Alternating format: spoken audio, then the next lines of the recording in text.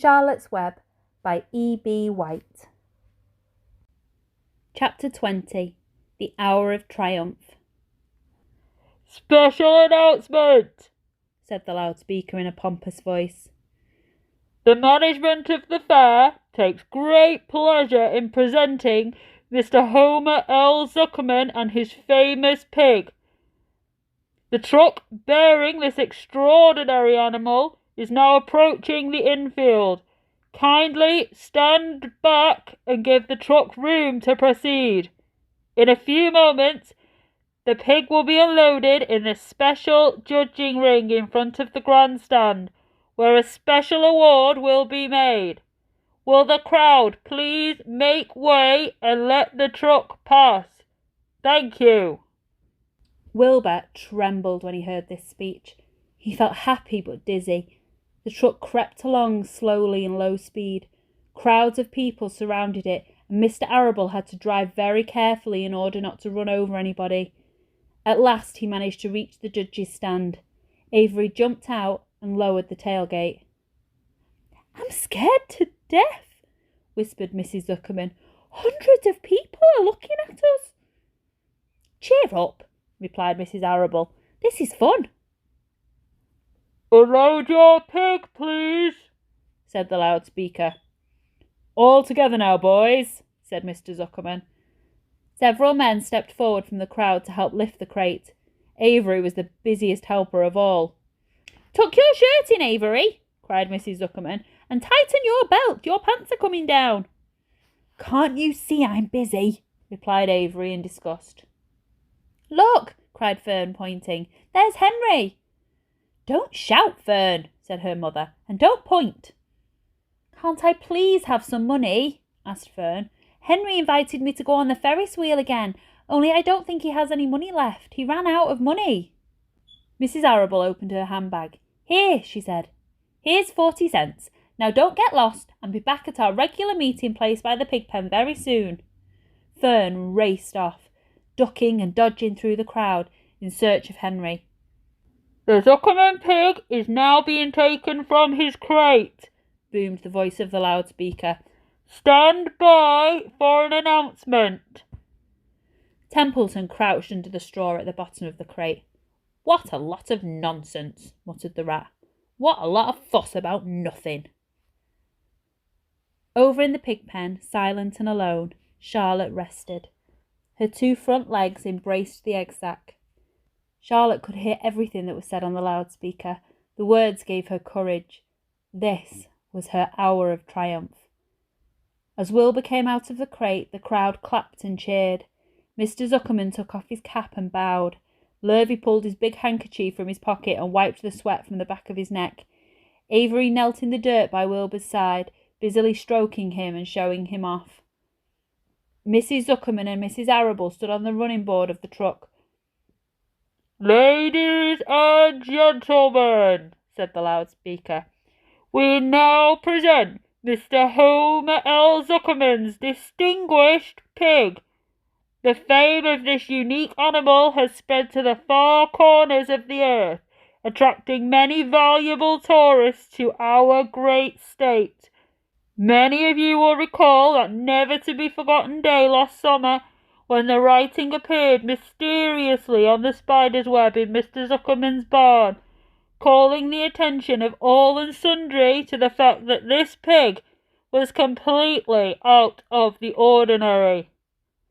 This miracle has never been fully explained, although learned men have visited the Zuckerman pig pen to study and observe the phenomenon.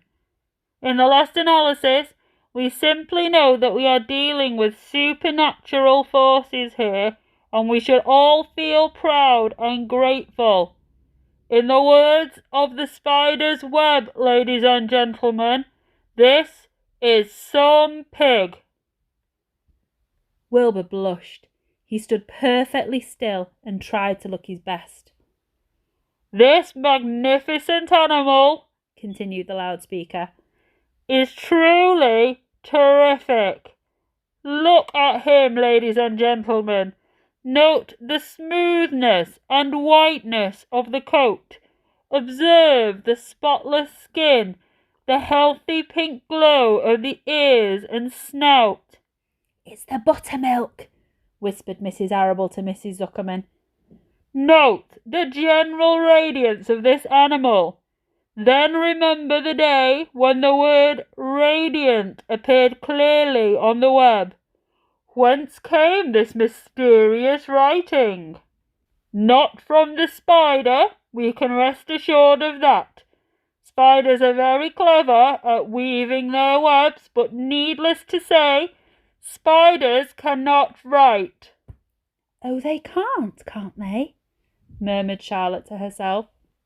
Ladies and gentlemen, continued the loudspeaker, I must not take any more of your valuable time.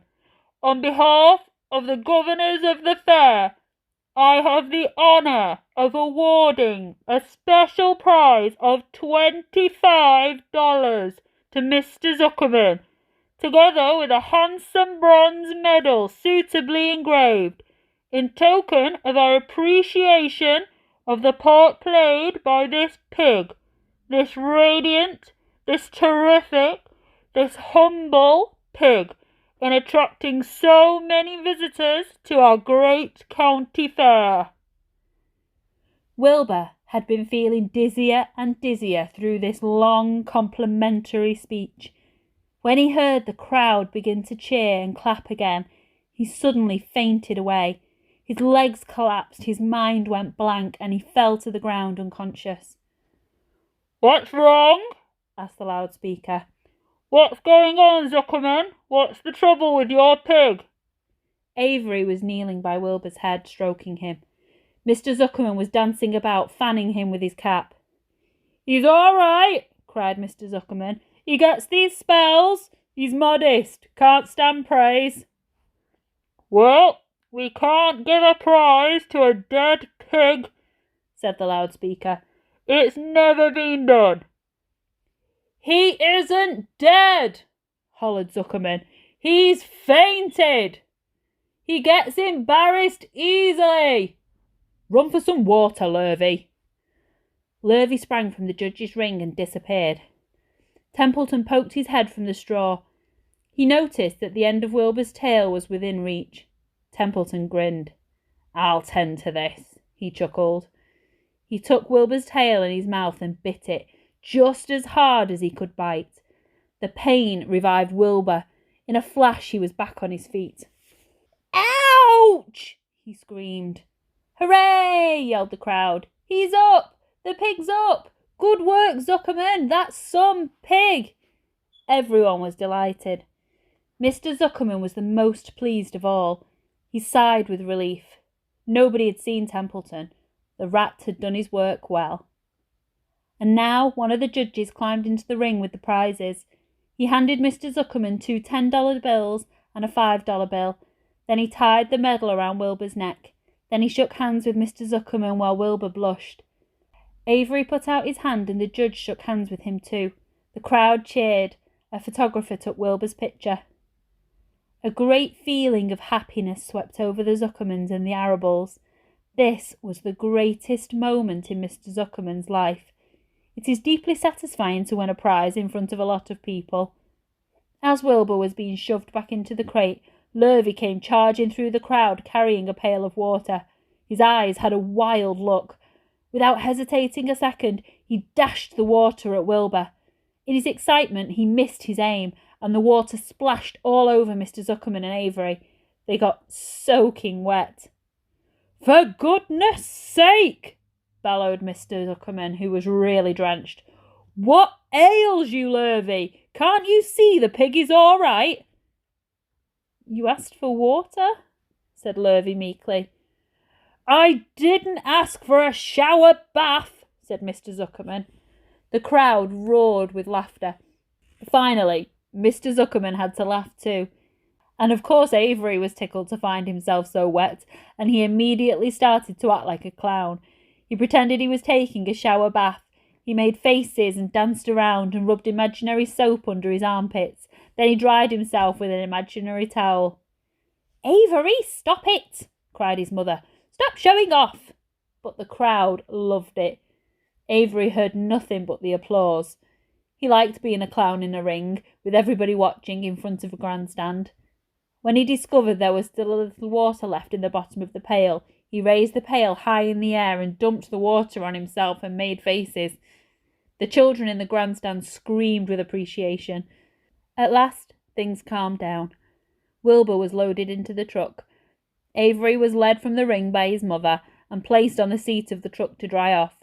The truck, driven by Mr. Arable, crawled slowly back to the pig pen. Avery's wet trousers made a big wet spot on the seat.